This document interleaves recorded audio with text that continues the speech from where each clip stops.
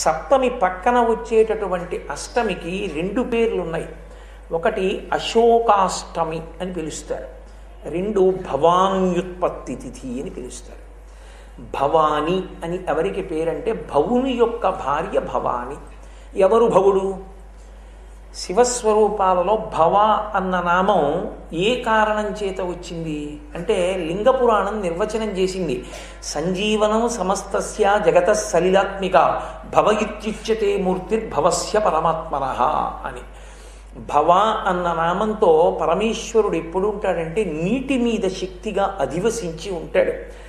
ఆయన నీటి రూపంలో ఉన్న కారణం చేతనే మనందరికీ దాహం తీరుతుంది, ప్రాణములు నిలబడతాయి. రెండవది, ఆయన అనుగ్రహం చేత నీరు లభిస్తోంది కాబట్టి ధర్మం నిలబడుతుంది. ఆ నీరు లభించలేదనుకోండి, మనం ఆచమనం ఎలా చేస్తాం? నీరు లభించలేదనుకోండి, స్నానం చెయ్యకపోతే మనకి శౌచం ఎలా కలుగుతుంది? నీరు లభించలేదనుకోండి, నేను అర్ఘ్యం ఇవ్వకపోతే సంధ్యావందనం ఎలా చేయగలుగుతాను?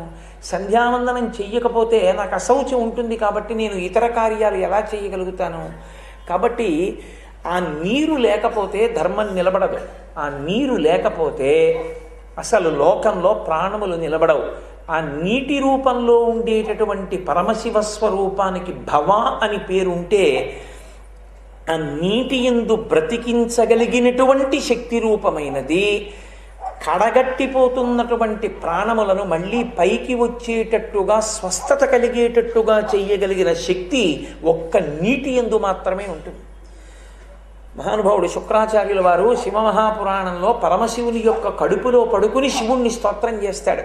అందులో అంటాడు, అందుకే చూడండి ఇప్పటికీ ఎవరైనా స్పృహ తప్పిపోయారనుకోండి నీళ్లు తెచ్చి చల్లుతారు. ఆ నీళ్లు ముఖం మీద పడితే వెంటనే మళ్ళీ స్పృహ వస్తుంది. కాబట్టి వెనక్కి వెళ్ళిపోతున్నటువంటి ప్రాణశక్తి మళ్ళీ పైకి లేచేది దేనివల్ల అంటే నీటి వలననే పైకి వస్తుంది. ఆ నీటి వలననే మళ్ళీ వ్యక్తి జీవితాన్ని పొందగలుగుతాడు, ధర్మాన్ని నిలబెట్టుకోగలుగుతాడు. అంత గొప్పదైనటువంటి నీటి రూపంలో ఉండేటటువంటి భవుని యొక్క భార్య రూపంలో ఉండేటటువంటి పరదేవతా స్వరూపానికి భవానీ అని పేరు. ఆ భవానీ ఏకకాలమునందు సతీదేవిగా ప్రాణములను విడిచిపెట్టి మళ్ళీ మహాపతివ్రతగా వేరొకరిని అనుగ్రహించడానికి, లోకాలని ఉద్ధరించడానికి హిమవంతునికి కుమార్తెగా ఆమె ఆవిర్భవించింది. ఈ రెండిటి యొక్క స్వరూపాల్ని సమన్వయం చేసి భవానీ అని పిలుస్తారు. అమ్మవారి యొక్క తిరుగులేని పాతివ్రత్యానికి సతీదేవి ఉదాహరణ. అందుకే ఆ జన్మలో ఆమె పేరు, ఆ అవతారంలో ఆమె పేరు దాక్షాయణి, దక్ష ప్రజాపతి యొక్క కుమార్తె కనుక దాక్షాయణి. దక్షుడు అడిగాడు, అమ్మా నువ్వు నాకు కుమార్తెగా పుట్టాలమ్మా అని అడిగాడు. ఎంతమందికైనా ఆమె కుమార్తెగా వస్తుంది భక్తితో ప్రార్థన చేస్తే, కానీ ఆమె మాత్రం పరమశివునికి ఒక్కనికే ఇల్లాలు. ఎన్ని అవతారాలు స్వీకరించినా ఆయా అవతారముల యందు ఆమె ఎంతమందికైనా కుమార్తె. ఒకప్పుడు కాత్యాయన మహర్షికి కుమార్తె కాత్యాయని, అలాగే ఒకానొకప్పుడు ఆకాశరాజుకి కుమార్తె పద్మావతి, ఒకప్పుడు జనకుడికి కుమార్తె జానకి, ఒకప్పుడు హిమవంతుని కుమార్తె హైమవతి, ఒకప్పుడు దక్షుడి కుమార్తె దాక్షాయణి. ఏ పేరుతో ఉన్న భర్త మాత్రం పరబ్రహ్మం. అందుకే ఆ రెండవ స్థానాన్ని అడగకూడదు, అది పరమదారుణం. అలా అడిగితే అమ్మవారి కళ్ళు ఎర్రబడతాయిట, భీభత్సరసం కనబడుతుంది. నేను మగవాణ్ణని అమ్మవారి ముందు ఎవరు నిలబడకూడదు. అమ్మా నేను నీ పుత్రుణ్ణి అని నిలబడాలి. ఆమె కుమార్తెగా వస్తుంది అందరికీ. ఆమె పాతివ్రత్యానికి పరాకాష్ఠ సతీదేవి స్వరూపం. ఎందుచేత అంటే ఆమె దేనికి విడిచిపెట్టేసింది ఆ అవతారాన్ని అంటే తనంత తాను శరీరాన్ని విడిచిపెట్టింది. అది తప్పు కదా. అలా ఆత్మహత్య చేసుకోకూడదుగా, అలా శరీరాన్ని విడిచిపెట్టకూడదా అంటే ఆమె అలా విడిచిపెట్టి బిడ్డల్ని కాపాడుకుంది. తప్పు మార్గంలో వెళ్ళిపోతున్నటువంటి లోకాన్నంతటినీ శివుణ్ణి రుద్రుణ్ణి చేసి దిద్దింది దక్షయజ్ఞంలో. అందుకోసం ఆమె శరీరాన్ని విడిచిపెట్టింది. విడిచిపెడుతూ లోకానికంతటికీ ఒక సందేశం ఇచ్చింది. భవో నహోద్వేష్టి శివం శివేతరః అంది. పరమశివుణ్ణి ద్వేషించిన వానికి, శివుణ్ణి నింద చేసిన వాడికి బ్రతుకు లేదు. ఇహమునందు పరమునందు వాడికి బ్రతుకు లేదు, వాడు నశించిపోతాడు. శివం శివేతరహ, శివుణ్ణి నిందించిన వాడికి మంగళములు ఎక్కడి నుంచి కలుగుతాయి? ఎవరైనా చనిపోతూ ఒక మాట చెప్పారనుకోండి, అది పరమసత్యం, మరణవాంగ్మూలం అంట. అమ్మవారు శరీరాన్ని విడిచిపెడుతూ సతీదేవిగా వాంగ్మూలం ఇచ్చింది లోకానికి. శివద్వేషం చేత నశించిపోతారు, శివద్వేషం పనికిరాదని లోకానికి ప్రకటన చేసింది. ఆమె శివనింద వింది కాబట్టి ప్రతిజ్ఞ చేసింది. నేను ఒకనాడు నువ్వు తపస్సు చేస్తే నీకు కుమార్తెగా వచ్చాను, కానీ అదే నువ్వు మళ్ళీ ఇవాల్టి రోజున శివనింద చేశావు కాబట్టి ఇక నేను నీ కుమార్తె అన్న పేరుతో ఉండను. నేను ఇదే శరీరంతో ఉంటే మళ్ళీ దాక్షాయణి దాక్షాయణి అని పిలుస్తారు నన్ను. అలా పిలిపించుకోవడం నాకు ఇష్టం లేదు. అందుకని జనుడు అజ్ఞానమునన్ భుజించిన జుగుప్సంబైన యన్నంబు సయ్యన వెళ్ళించి పవిత్రుడైన గతి. అఘను ఈశ్వరున్ నిందించిన నీ తనూభవ అనంగా నోర్వా, హేయభాజనమైన ఈ శరీరమున్ విడిచి భాస్వచ్యుద్ధి ప్రాపించదన్. నేను శివనింది విన్న ఈ శరీరంతో నేను ఉండను, ఉండి ఇక దాక్షాయిణి అని అనిపించుకోను నీ కూతురని శరీరం విడిచిపెట్టేస్తానని యోగాగ్నిలో దూకి శరీరం వదిలిపెట్టింది. వదిలిపెట్టిన తల్లి అంతకుముందు శివపార్వతులిద్దరూ శివదాక్షాయిణి స్వరూపాలు రెండూ హిమాలయ పర్వతముల మీద తిరుగుతున్నటువంటి కాలంలో నాకిలాంటి కుమార్తె పుడితే బావుండని కోరుకున్నటువంటి హిమవంతుని యొక్క భార్య కడుపున ఆమె కుమార్తెగా జన్మించింది. పర్వతరాజ పుత్రిగా పుట్టింది కాబట్టి ఆమెకి పార్వతి అని పేరు వచ్చింది. ఎందుకు అలా రావలసి వచ్చింది? భవానీ రూపంలో ఆవిడ పార్వతీదేవిగా వచ్చినప్పుడు మహాజ్ఞాని అయినటువంటి వాడి మాటని సత్యం చేసింది ఆవిడ. వాళ్ళ మాట అసత్యం కాకూడదు, వాళ్ళ మాట అసత్యం చేయడానికి తాను పార్వతీదేవిగా పుట్టింది. ఎక్కడ జరిగింది ఆ వృత్తాంతం? అది శివమహాపురాణంలో చెప్పారు ఆ రహస్యాన్ని. పితృదేవతల యొక్క భార్య స్వధాదేవి. పితృదేవతలకి స్వధాదేవికి కలిపి 3 కుమార్తెలు జన్మించారు. వాళ్ళు స్వధాదేవి యొక్క కుమార్తెలుగా చెప్పబడినప్పటికీ వారి స్థాయి అయోనిజలు. వారి పేర్లు విన్నంత మాత్రం చేత పాపరాశి ధ్వంసం అవుతుంది. అంత గొప్ప స్వరూపాలు. అందులో మొదట ఆవిడ పేరు మేనక, రెండవ ఆవిడ పేరు ధన్య, మూడో ఆవిడ పేరు కళావతి. ఈ 3 ఒకానొకప్పుడు చతుర్ముఖ బ్రహ్మగారు ఉండేటటువంటి బ్రహ్మలోకానికి వెళ్ళారు. బ్రహ్మలోకంలో కూర్చున్నారు. సనక సనందనాదులు మహాజ్ఞానులు వారు, అందుకే ఎప్పుడు బాలుల రూపంలో ఉంటారు. మహాజ్ఞానులైనటువంటి సనక సనందనాదులు సభాప్రవేశం చేశారు. అందరూ లేచి నిలబడ్డారు. వీళ్ళకి ఎందుకు అంటే శివమాయా మోహితులయ్యారని అనుకోవలసి ఉంటుంది. వీళ్ళు 3 సనక సనందనాదుల్ని చూసి లేచి నిలబడకుండా ఒక నవ్వు నవ్వారు. సనక సనందనాదులు అన్నారు, మీరు బ్రహ్మజ్ఞానులు అవమానింపబడేటట్టుగా ప్రవర్తించారు. ఈ పాపం పోవడానికి మీరు వచ్చేటటువంటి జన్మలో మీరు 3 రూపములతో భూమండలం మీద జన్మించండి. పెద్దదైనటువంటి మేనకాదేవి హిమవంతునికి భార్య అవుతుంది. హిమవంతుడు విష్ణువాంశ సంభూతుడు. హిమవంతునికి భార్య మేనకాదేవి అవుతుంది. ఆ మేనకాదేవి గర్భమునందు పార్వతీదేవి జన్మిస్తుంది. పార్వతీదేవి జన్మించిన కారణం చేత ఆమె కైలాసాన్ని చేరుకుంటుంది. రెండవదైనటువంటి ధన్యాదేవి జనక మహారాజు గారికి భార్య అవుతుంది. ధన్యాదేవి జనక మహారాజు గారికి భార్య అయిన కారణం చేత సీతమ్మ తల్లికి తల్లి అవుతుంది. సీతమ్మ తల్లికి తల్లి అయిన కారణం చేత వైకుంఠానికి చేరుకుంటుంది. మూడవదైన కళావతి వృషభానుడు అనబడేటటువంటి ఒక వైశ్యునికి భార్య అవుతుంది. ఆమెకి రాధ అన్న కుమార్తె పుడుతుంది. ఆ రాధ శ్రీకృష్ణ భగవానుడి యొక్క గొప్ప చెలికెత్తె అవుతుంది, ప్రియురాలు అవుతుంది. ఆ శ్రీకృష్ణ భగవానుడి యొక్క శక్తి స్వరూపమైన రాధాదేవిని కన్న తల్లి కనుక ఈ కళావతి గోలోకాన్ని పొందుతుంది. మీరు 3 మళ్ళీ ఉత్తమ లోకాల్ని పొందుతారు. కానీ మీరు ఈ 3 కూడా భూలోకంలో జన్మించి వారి 3కి జన్మలనిమ్మని శాసనం చేశారు. ఆ శాపానుగ్రహం చేత ఆ శాపకారణంగా ఈ 3 భూమి మీదకి వచ్చారు. ఇప్పుడు సనక సనందనాది మహర్షులు ఇచ్చినటువంటి శాపవాక్కుని నిజం చెయ్యవలసినటువంటి కర్తవ్యం పరదేవత మీద ఉంది. అందుకని ఆ తల్లి మేనకాదేవి గర్భమునందు మళ్ళీ పర్వతరాజ పుత్రిగా హిమవంతుని కుమార్తెగా హైమవతి అన్న పేరుతో పార్వతీ స్వరూపంగా తల్లి మళ్ళీ ఆవిర్భవించింది. ఆవిర్భవించి పరమశివుని ఇల్లాలైంది.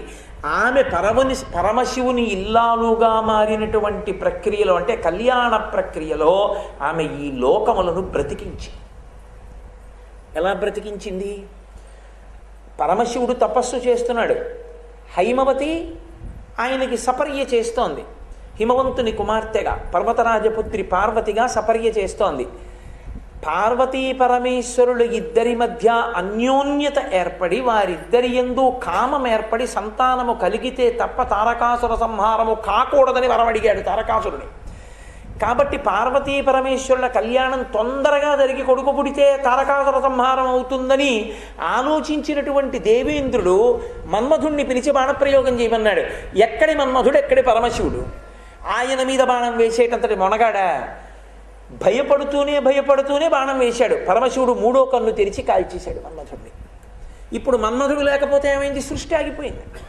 సృష్టి ఆగిపోతే ఏమైంది అంటే లోకమనందు ఒక పెద్ద ప్రమాదం వచ్చింది.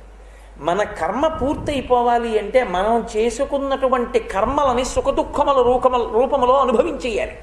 ఇక మళ్ళీ కొత్తగా సుఖదుఖముల రూపంలో అనుభవించడానికి కావలసిన పాపపుణ్యములను మూట కట్టుకోకూడదు. మూట కట్టుకోకుండా సుఖదుఖముల రూపంలో అనుభవించేస్తే వాటి యొక్క స్థాయి తరిగిపోతుంది. అనుభవించడానికి శరీరాలు పొందాలంటే మన్మథ బాణాలు పడాలి తల్లిదండ్రుల మీద. మన్మథుడు లేడు కాబట్టి సృష్టి లేదు, సృష్టి ఆగిపోయింది. సృష్టి ఆగిపోతే దేవతలకు అన్నం లేదు. ఎందుకని? మనుష్య జాతి ఉంటే వీళ్ళు యజ్ఞయాగాదులు చేస్తే, హవిస్సిస్తే దేవతలు తింటారు. దేవతలు తిని వర్షం కురిపిస్తే మనుష్యులు బతుకుతారు. సృష్టి చక్రంలో ధర్మచక్రం ఆగిపోయింది. యజ్ఞం లేదు, యాగం లేదు, వేదపఠనం లేదు, వేదం చెప్పేవాళ్ళు లేడు, పుట్టేవాళ్ళు లేడు, ఎవరు లేరు. లోకములు స్తంభీభూతములైపోయాయి. అంటే సృష్టి అంతా కూడా ప్రశ్నార్థకమైపోయింది. ఇప్పుడు దీన్ని ఎవరు మళ్ళీ పునరుద్ధరించగలరు అంటే, ఏ చెరుకు విల్లు 5 పుష్పబాణములను పట్టుకొని నేను పరమశివుణ్ణి లొంగదీయగలననుకుని 5 పుష్పబాణములను వేసి తన శరీరము దగ్ధమైపోయేటట్టుగా చేసుకునే అనంగుడు అంటే శరీరము లేని వాడై బూది కుప్పగా మన్మధుడు పడిపోయాడో, ఆ మన్మధుని వంక చూసి అమ్మవారు, ఓరి పిచ్చివాడా, నువ్వెక్కడ పరమశివుణ్ణి నాకు భర్తని చేయగలవు? పరమశివుని యందు కామము ప్రచోదనమయ్యేటట్టుగా చెయ్యగలిగిన దానిని నేనొక్కదాన్ని. నువ్వు వేయలేవు బాణాలు, ఆ ధనస్సు ఆ విల్లం ఆ బాణములు నే తీసుకుంటానని ఆ చెరుకు విల్లు 5 పుష్పబాణాలు ఆవిడ పుచ్చుకుంది. ఆవిడ పుచ్చు కూర్చుంటే అదే లలితాపరాభట్టారికా స్వరూపం, అదే కామాక్షి స్వరూపం. అందుకని ఆమె ఇప్పుడు శివకామ సుందరి, పరమశివునికి ఇల్లాలు. ఆమె అందాన్ని చూడవలసిన వాడు శివుడు ఒక్కడే. మనకి జగదంబ, ఆవిడ మనకి అఖిలాండేశ్వరి, మనందరికీ అమ్మ. ఆమె యందు కామముతో ఉండవలసిన వాడు శివుడు ఒక్కడే. ఆయనని బహిర్ముఖుణ్ణి చేసి తీసుకొచ్చి పక్కన కూర్చోపెట్టుకుని కాముణ్ణి కాల్చిన వాడి చేత కంఠంలో మంగళసూత్రం కట్టించుకుని ఇంతమంది బిడ్డలు మళ్ళీ పుట్టి కర్మలు అనుభవించి పరమేశ్వరుణ్ణి చేరుకోవడానికి వీలుగా మన్మధుణ్ణి అనంగుణ్ణి చేసి రతీదేవికి కనపడేటట్టుగా చేసి తన యొక్క కటాక్ష వీక్షణము చేత మన్మధుడికి అపారమైనటువంటి శక్తినిచ్చి కనపడకపోయినా ఇంతమంది మీద మన్మథ బాణములు వేసి సృష్టి చెయ్యగలిగినటువంటి, సృష్టి జరగగలిగినటువంటి స్థితిని పునరుద్ధరించినటువంటి తల్లి పార్వతీదేవి. అందుకని ఆమె భవాని. ఆ భవాన్యుత్పత్తి జరిగినటువంటి రోజు చైత్రమాసంలో వచ్చినటువంటి శుక్లపక్ష అష్టమి నాడు జరిగింది. అది భవాన్యుత్పత్తి. అయితే శివమహాపురాణంలో చైత్రమాస శుక్లపక్ష నవమి మధ్యాహ్నం 12 గంటలకి అభిజిత్ ముహూర్తంలో, అభిజిత్ లగ్నంలో మహానుభావుడు రామచంద్రమూర్తి పుడితే అర్ధరాత్రి 12 గంటలకి మృగశీర్ష నక్షత్రంలో అమ్మ పార్వతీదేవి పుట్టింది అని ఉంది. కానీ సంప్రదాయంలో లోకంలో చేయడం మాత్రం మనం అష్టమి నాడు చేస్తాం. చైత్రమాసంలో వచ్చేటటువంటి శుక్లపక్ష అష్టమి పార్వతీదేవి యొక్క ఆవిర్భావ దినం. అందుకే వసంతకాలంలో వచ్చేటటువంటి వసంత నవరాత్రులు కూడా కలశపెట్టి అమ్మవారిని ఆరాధన చేయడం. 2 కాలముల యందు 2 ఋతువులలో ఆయన తన దంస్ట్రలు బయట పెడతాడు. కోర బయటికి వస్తుంది. కోర బయటికి వచ్చింది అంటే ఒకటే, జననాశనం అయిపోతుంది. అందుకే దావృతువు, ఆ 2 ఋతువులు కూడా యమదంస్ట్రాఖ్యే, యమదంస్ట్రలు అంది దేవీ పురాణం. యమదంస్ట్రాఖ్యే నూనం సర్వజనేషు వైహి. లోకంలో విపరీతంగా ప్రమాదాలు జరుగుతాయి. అసలు ఊహించడానికి వీలు లేనంతంత పెద్ద పెద్ద ప్రమాదాలు జరిగి అంతమంది జనులు నష్టపోతారు. ఎప్పుడు? శారదా నవరాత్రుల ప్రారంభంలో ఈ 9 రోజులు, అలాగే వసంత ఋతువులో చైత్రమాసం ప్రారంభమైనటువంటి మొదటి 9 రోజులు యమధర్మరాజు గారి దంష్ట్ర పైకొచ్చిన కారణంగా ఆయన లోకంలో ఉండేటటువంటి జనులందరినీ పడగొడతాడు. అందుకే వసంత శారదావేవ జననాశా కరావుభౌ, జనులను నశింపచేస్తాయి ఈ 2 ఋతువులలో వచ్చేటటువంటి మొదటి 9 రోజులు. కాబట్టి చైత్రమాసంలో వచ్చేటటువంటి మొదటి 9 రోజులలో అష్టమి నాడు అమ్మవారి ఆవిర్భావ దినం కనుక, భవాన్యుత్పత్తి జరిగినటువంటి రోజు కనుక, నవరాత్రులు కలశపెట్టి చైత్రమాసంలో అమ్మవారిని ఎవరు ఆరాధన చేస్తారో వసంత నవరాత్రుల్లో వారందరికీ కూడా అమ్మవారి అనుగ్రహం కలుగుతుంది. రెండవది, ఆంతరముగా చచ్చిపోవడం అంటే ఏమిటో తెలుసా? దక్షిణాయనం పవిత్రమైన కాలం, కానీ దక్షిణాయనంలో చీకటి ఎక్కువ ఉంటుంది. చీకటి ఎక్కువ ఉంటుందంటే అసురుల చేత చుట్టబడి ఉంటుంది. రాక్షసులు పరివేష్టించి ఉంటారు. ఎందుకు పరివేష్టించి ఉంటారు? వీడెందుకు పుణ్యం చేసుకుని బాగుపడిపోవాలి? అందులో బాగుపడిన ఎవరు వాళ్ళు? వసంతకాలం దగ్గరికి వచ్చేటప్పటికీ భోగకారకం, ప్రతివాడికి కూడా దృష్టి భోగానుభవం మీద ఉంటుంది. కారణం వసంతకాలము అన్న మాటలోనే ఉంది. చైత్ర శ్రీమాన్ ఇయం మాస పుణ్య పుష్పితకానన యవ్వరాజ్యాయ రామస్య సర్వం మే ఉపకల్ప్యతాం. వసంత ఋతువైన కారణం చేత భోగకారకం, భోగముల యందు అనురక్తి కలుగుతుంది. కానీ అది నైమిత్తిక కాలం, అప్పుడే యమదంష్ట్రపైకి వస్తుంది. అందుకని ఆ సమయంలో కలశపెట్టి పరదేవతని ఆరాధన చేస్తే ఆవిడే తమోగుణాన్ని రజోగుణాన్ని కూడా పోగొడుతుంది. తమోగుణాన్ని పోగొట్టేది శారదా నవరాత్రుల్లో పోగొడుతుంది, అందుకే మహిషాసుర మర్దనం. రజోగుణాన్ని పోగొట్టేది వసంత నవరాత్రుల్లో పోగొడుతుంది, సీతాస్వరూపంగా రావణ సంహారానికి కారణమైంది. కాబట్టి ఆ తల్లి తమోగుణ రజోగుణ భేదనం చేసి సత్వగుణం వైపు నడిపిస్తుంది, యమదంష్ట్ర నుండి కాపాడుతుంది. అందుకని వసంత నవరాత్రుల్లో ప్రత్యేకించి చైత్రమాసంలో వచ్చేటటువంటి అష్టమి తిథి నాడు సువాసిని పూజ తప్పకుండా చెయ్యాలి. మనం ఇక్కడ చేస్తున్నాం కదా సువాసిని పూజ. సువాసిని పూజ అమ్మవారి నామాలతో కాదు, సువాసిని పూజ సువాసిని నామములతో. సువాసిని పూజలో సువాసిని నామములు ఉంటాయి. అమ్మవారి యందు నామములు ఎలా అన్వయమవుతాయో సువాసిని యందు అలా అన్వయమవుతాయి. మీరు శివమహాపురాణం చదివితే పార్వతీదేవిగా పరదేవత జన్మించాలంటే సువాసిని పూజలే చేసింది మేనకాదేవి. ఆవిడ సువాసినిగా వెంటనే పూజలు అందుకుంటుంది. సువాసిని పూజలో చాలా గొప్పదేది ఒక్కటే, జటాబంధనము. ఆ తల్లి యొక్క జడని పైకెత్తి పెట్టాలి. ఇప్పటికీ కాంచీపురంలో ఆ సుగంధ కుంతలాంబ అని అమ్మవారు, ఆ సుగంధ కుంతలాంబ అమ్మవారు అద్దాల మంటపంలో ఉంటుంది. అద్దాల మంటపంలో ఉన్నటువంటి సుగంధ కుంతలాంబకి ప్రదక్షిణం చేస్తుంటే ఆమె జట కనపడుతుంది. ఆ తల్లిని కళ్యాణానికి తీసుకెడతారు. ఆ కళ్యాణమూర్తిగా తీసుకెళ్ళినప్పుడు ఆవిడ బొగ్గల్లో ఎరుపుతనం కనపడుతుందట కంచిలో ఇప్పటికీ. అంత గొప్ప స్వరూపం. అందుకే సుగంధ కుంతలాంబ, నీలకుంతలాంబ, ఘనకుంతలాంబ, శ్యామకుంతలాంబ అన్ని పేర్లు ఆవిడికి. ఆవిడ యొక్క కబరీబంధము కనపడుతుంది. ఆ కబరీబంధాన్ని, సువాసిని కబరీబంధాన్ని జటని పైకెత్తి జటాబంధనం చేయమని చెప్పారు. దానికి చిన్న తాడు కట్టడమో, ఈ రోజుల్లో అయితే రబ్బర్ బ్యాండ్ అంటారేమో దాన్ని, అది పెట్టడమో చేస్తే అమ్మవారి కేశపాశ దర్శనము చేత అజ్ఞానము నశిస్తుంది, సర్వమంగళములు సిద్ధిస్తాయి. వసంత ఋతువులో అత్యంత గొప్పది ఏది అంటే అశోక పుష్పం. అది ఎర్రటి రంగుతో పువ్వు పూస్తుంది.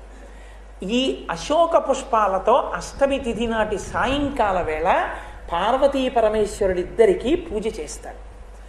పార్వతీ పరమేశ్వరులిద్దరికీ పూజ చేసి ఇందులో 8 పువ్వులు మొగ్గలు మొగ్గలుగా ఉన్నటువంటి అశోక మొగ్గల్ని 8 మొగ్గల్ని తీసుకుని భర్త పళ్ళెల్లో పెట్టి ప్రసాదంగా ఇస్తాడు భార్యకి. ఈ ప్రసాదంగా ఇవ్వబడినటువంటి 8 అశోక పుష్పాల మొగ్గల్ని గృహిణి, ఇల్లాలు, ఇంటి యజమానురాలు నవిలి తింటుంది. నవిలి తిన్నప్పుడు అడుగుతుంది, నువ్వు అశోక వృక్షం నుంచి వచ్చిన దానివి, నువ్వు మధుమాస సముద్భవం, నువ్వు చైత్రమాసంలోనే పువ్వు పూస్తావు. ఎందుకంటే మహాపతివ్రతకి అశోక వృక్షానికి సంబంధం. అశోక వృక్షం పువ్వు పుయ్యదు వసంతకాలంలో. అది పువ్వు పుయ్యాలంటే పద్మినీ జాతి స్త్రీ వెళ్ళి తన కాలుతో తన్నాలి. తన కాలుతో తంతే వెంటనే పుష్పాలు పూస్తుంది. దానికి ఆ లక్షణం. సౌందర్యలహరిలో శంకరాచార్యులు వారు అమ్మవారి పాతివ్రత్యం గురించి చెప్తూ చెప్పారు, అశోక వృక్షం పువ్వులు పూయడానికి అమ్మా నిన్ను కాలుతో తన్నమంటే నేనంటూ తాకితే పరమశివుణ్ణే తప్ప అశోక వృక్షమైనా నేను ముట్టుకోనని నువ్వు తన్నలేదమ్మా అన్నారు. కాబట్టి అంతటి పాతివ్రత్యం ఉన్న తల్లి. అశోక వృక్షానికి పద్మినీ జాతి స్త్రీకి అంత దగ్గర సంబంధం. ఆ అశోక వృక్షము యొక్క స్పర్శ చేత శోకనాశనం అవుతుంది, ప్రత్యేకించి స్త్రీలకి. వాడు అమాయకుడై పెట్టలేదు, వాడు ఏం భక్తితో పెట్టకపోయినా అమ్మవారిని తీసుకెళ్ళి అశోకవనంలో వాడికున్న వాంఛ వేరు. అందుకని ఆమె శారీరక ఆరోగ్యం తరిగిపోకూడదని అశోక వృక్షంలో శింశుపావృక్షం కింద పెట్టాడు. అశోక వృక్షపు గాలి, శింశుపావృక్షపు గాలి స్త్రీ సంబంధమైన వ్యాధులు పటమరించకుండా చేస్తాయి. అందుకని అక్కడ ఉంచాడు. కాబట్టి ఆ అశోకవనంలో ఉండేటటువంటి పుష్పాలు తెచ్చుకుంటారు. తెచ్చుకుని పూజ చేసి 8 మొగ్గలు భర్త ప్రసాదంగా ఇస్తారు. ఇచ్చిన వాటిని ప్రసాదంగా స్వీకరిస్తారు. స్వీకరించి నవ్వులుతారు. ఇప్పటికీ శాస్త్రంలో ప్రమాణం ఏం చెప్తారంటే, అలా 8 అశోక మొగ్గలను ఈ అశోకాష్టమి భవాన్యుత్పత్తి జరిగినటువంటి రోజున ఏ ఇంటి ఇల్లాలు నవ్వులుతుందో, ప్రసాదంగా తీసుకుంటుందో, ఆమెకి పై సంవత్సరము వరకు గుండెలు బాదుకుంటూ శోకించవలసిన అవసరము కలగదు. అలా శోకించవలసిన అవసరము ఆమెకి కలగదు. ఆమె పరమ ఆరోగ్యంతో ఉండి చక్కగా భర్తని సేవించి ఇద్దరూ కలిసి ఎన్నో ధర్మకార్యాల్ని చేయగలుగుతారు. అందుకే అశోకాష్టమి నాడు ప్రదోష వేళలో పార్వతీ పరమేశ్వరుల అర్చన చెయ్యాలి.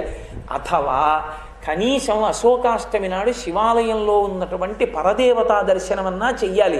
ఇంట్లో పార్వతీ పరమేశ్వరార్చన చేసి అమ్మవారి అనుగ్రహాన్ని పొందాలి. అందున ఆమె సువాసిన్యర్చన ప్రీత. అందుకే అశోకాష్టమి ప్రత్యేకించి సువాసినులు పూజ చేసి పరదేవతానుగ్రహాన్ని పొందుతారు. సువాసిని తీసుకొచ్చి పూజ చేయడం, చక్కగా సువాసినుల్ని ఇంటికి పిలిచి వాళ్ళకి పసుపు కుంకాలు, గాజులు మొదలైనవి ఇవ్వడం, అన్నిటికన్నా పరమోత్కృష్ట ప్రసాదంగా చెప్పబడినది ఏదో తెలుసా? సువాసిని చేతికి మీరు ఇలా ఇవ్వగానే సువాసిని ఇలా చేతులతో పట్టుకుంటే అంత పదార్థాన్ని పరదేవతయే పట్టుకుని తిన్నట్టుగా శాస్త్రంలో వేసినటువంటి వంటకం ఏదో తెలుసా? అమ్మవారు పరమ ప్రీతి పొంది సంతోషించాలంటే అప్పాలు వండి బెల్లంతో చేసిన బియ్యపు పిండితో కూడిన అప్పాలు, అవి నేతిలో వేయించాలి, నూనెలో కాదు. నేతిలో వేయించినటువంటి అప్పాలని సువాసినులకి ఇచ్చి సువాసినులు పరదేవతకి నైవేద్యం పెట్టినా వాళ్ళు పుచ్చుకున్నా అమ్మవారే స్వీకరించినట్టు. అది అమ్మవారి యొక్క పరమ అనుగ్రహానికి కారణం.